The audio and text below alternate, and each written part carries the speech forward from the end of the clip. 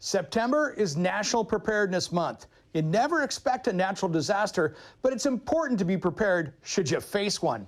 I caught up with Monica Sanders, founder of the Unidivide Project, for ways you can have your home ready. Now it's time for Open House, sponsored by Pyramid Heating and Cooling. Fall in the Pacific Northwest, it comes down to being ready for that natural wildfire or any kind of disaster out there. We've got Professor Monica Sanders on today so we can talk about this. Welcome to Around the House Northwest.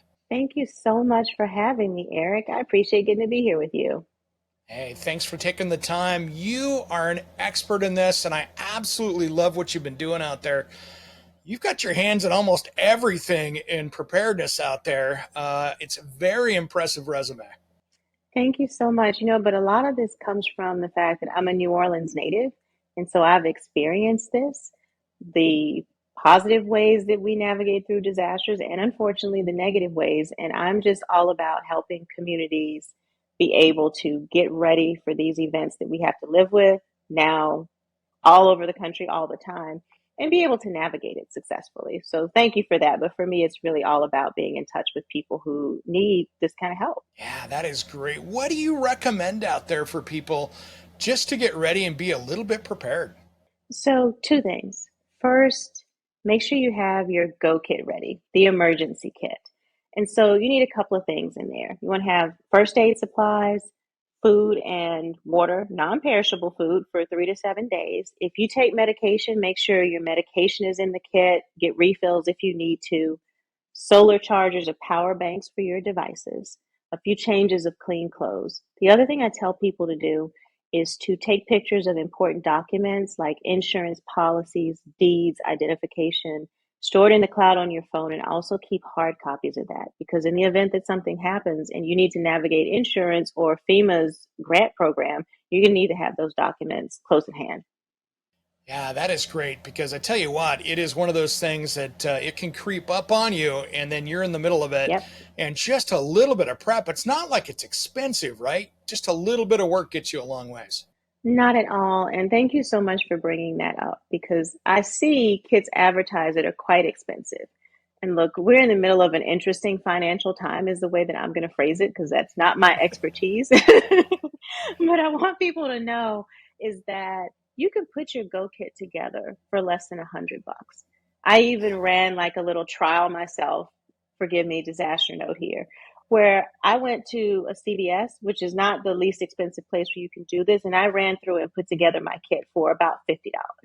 So it There you really go. isn't something that it takes hundreds and hundreds of dollars to do. So I don't want people to be, deterred from making an emergency kit because they think it's expensive. Ah, that is great. Is there anything else you recommend for that? I mean, I know sanitation's big, just trying to make sure that you stay healthy and everything else through that.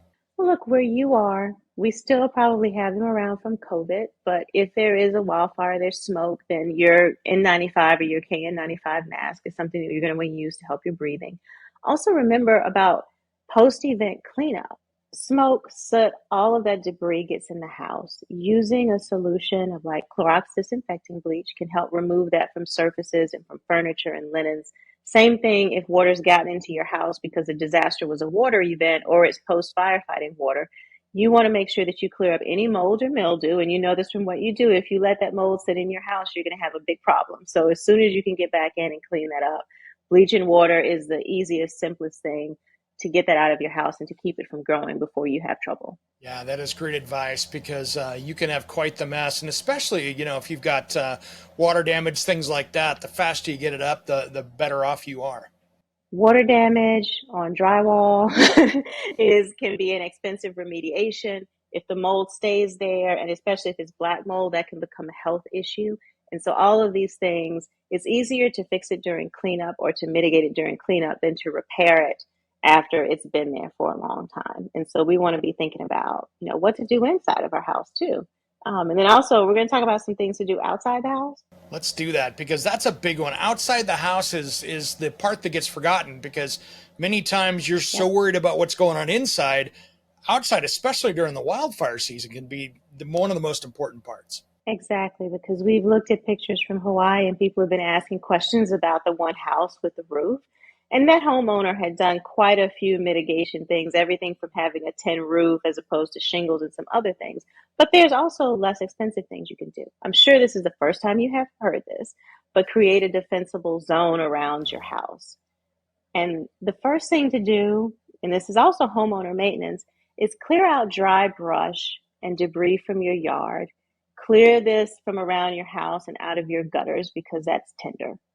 And then also, if you're in wildfire season, then dig a fire trench around your house. You want to have, a few square meters of defensible space around the house so that it actually gives you some mitigation against wildfire spreading.